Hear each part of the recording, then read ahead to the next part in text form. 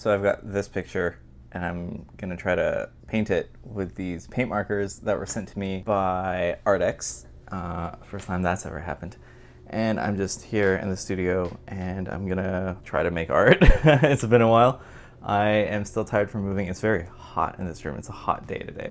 I'm using a pink highlighter to start off with like a pink ground, or like essentially toning the canvas, and I don't really want to waste the Arrtx ink because the markers aren't too big. But yeah, it's just kind of a cheap way of filling in some space so that I'm not working directly on white. I really love these Arrtx markers, not just because they sent them to me. I was a fan before that. So the ones that they sent me are these like smaller ones, and you shake them up to, I guess, get the ink flowing, and so you don't really have to pump the tip.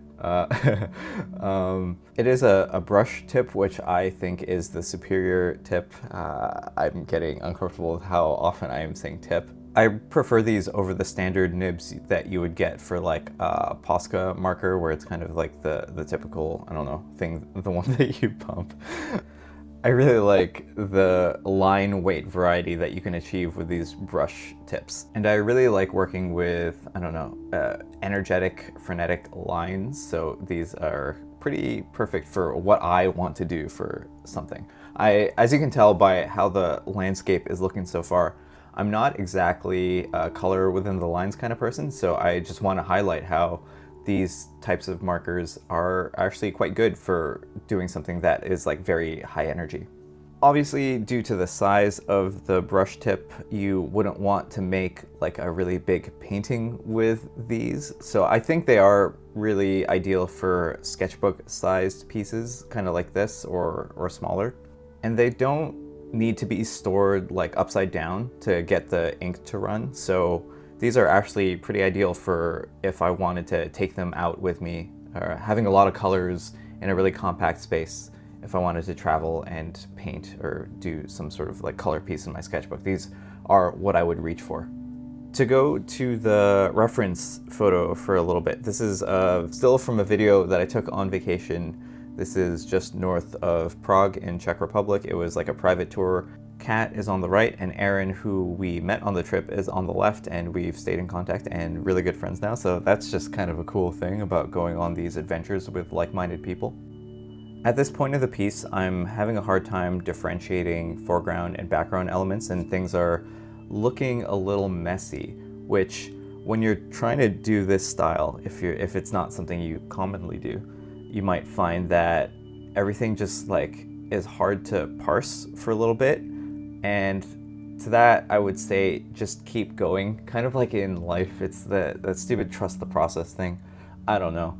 I've found that if I'm working with a piece and it's just like not quite there, and I'm getting frustrated that, okay, what's the worst that could happen if I keep going? You know, like I don't love it at this point. So there's really not much risk for me to take if I want to push things in a different direction.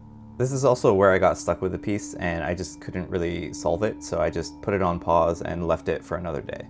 Here's me revisiting this maybe like a week or two later using a Sharpie pen just to add in like a few variations in line weight.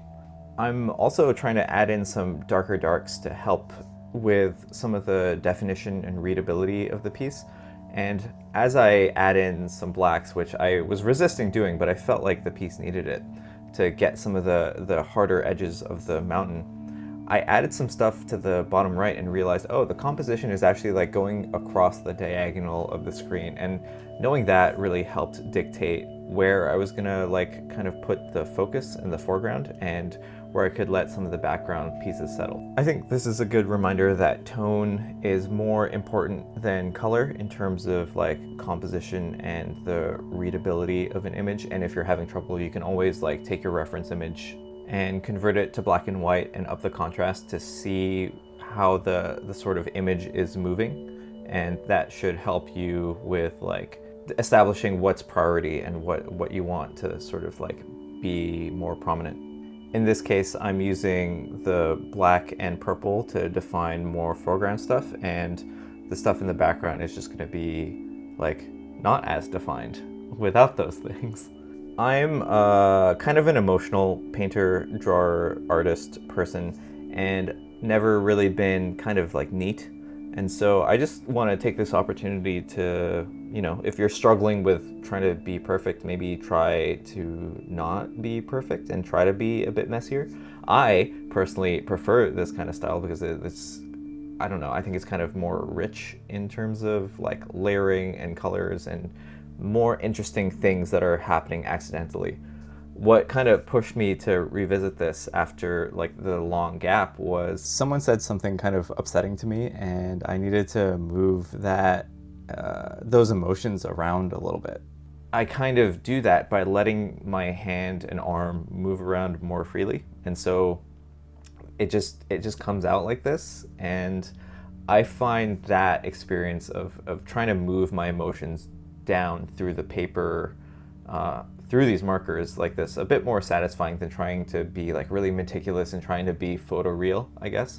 It's also a sketchbook, so you can really do whatever the fuck you want. Like, just because I do things this way doesn't mean you have to, and just because there are a lot of people out there who like are really clean and neat with their stuff, and anytime I try, I fail. Like, I just do my own thing, and it's I don't know, it feels good, feels right. I've also been watching a lot of Landscape Artists of the Year, and that show has really been inspiring to me in terms of like what can be done in terms of pushing landscapes beyond realism. I highly recommend these markers just because they're so easy to use, and it's really easy to hot swap colors and put on like a bunch of colors and lines without having to think too much, without having to worry about like setting up a palette and cleaning it after. It's really like, if I want to dip into some art real fast, I can use those markers, throw my emotions on the canvas, and kind of be done with it. So yeah, thank you Arrtx for sending me these, and if you want to hear another art ramble from me, you can probably click this video over here.